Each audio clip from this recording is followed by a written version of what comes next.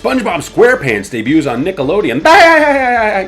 Panama gets their first female president. Pope John Paul II travels to Romania in a historic visit to a predominantly Eastern Orthodox country. And absolutely nobody's talking about any of that because there's a new Star Wars movie coming out. Episode 1, The Phantom Menace. Folks, I am Haussmann Comics. How are you doing? Welcome to May 1999 in comics. And here I am outside the theater because that's where I was 25 years ago waiting in line for tickets to go see The Phantom Menace. And I have to wonder if Star Wars is going to influence the comics of the month at all. But we'll get into that as we look at the comics of May 1999. First issues of note include Telos, the ICP, Trekker, and Dark Angel. Okay, outside of Star Wars, there really weren't many first issues of note, except for Spider-Woman #1, starring Maddie Franklin in her very own series. And since I'm not above plugging myself, you can learn more about it in my many first appearances of Spider-Woman video.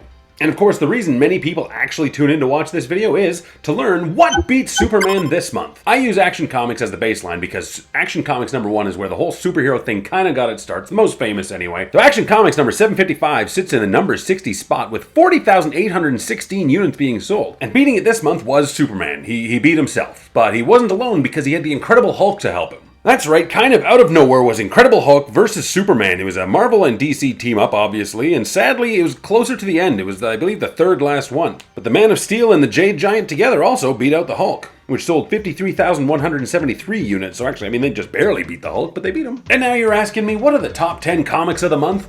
And I'm actually going to give you 12. And why am I going to give you 12? Well, because we're going to talk about Star Wars. And there were Star Wars comics. There were a lot of Star Wars one-shots, like an Obi-Wan and a Padme. I don't know if there was a Padme. There were a bunch of Star Wars one-shots as well.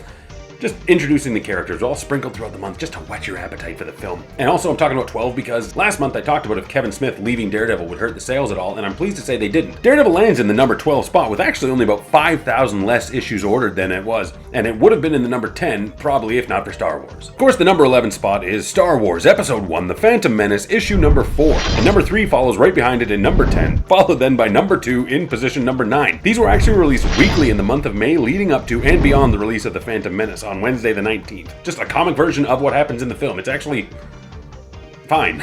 If I had better access to a comic store in 1999, I absolutely would have been reading these because I was so hungry for Star Wars and what was coming and what was the movie going to be.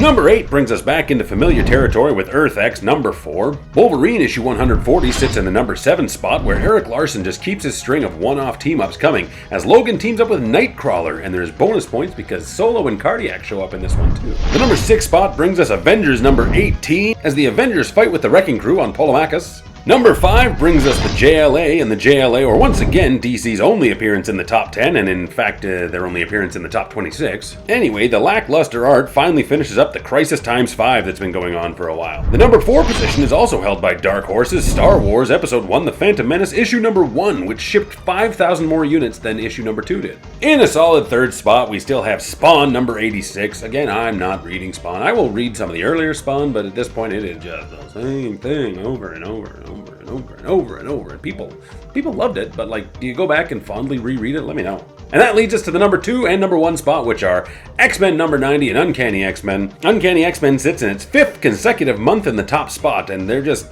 across the galaxy. They're in the past. There's Avengers, there's Skrulls, there's Galactus.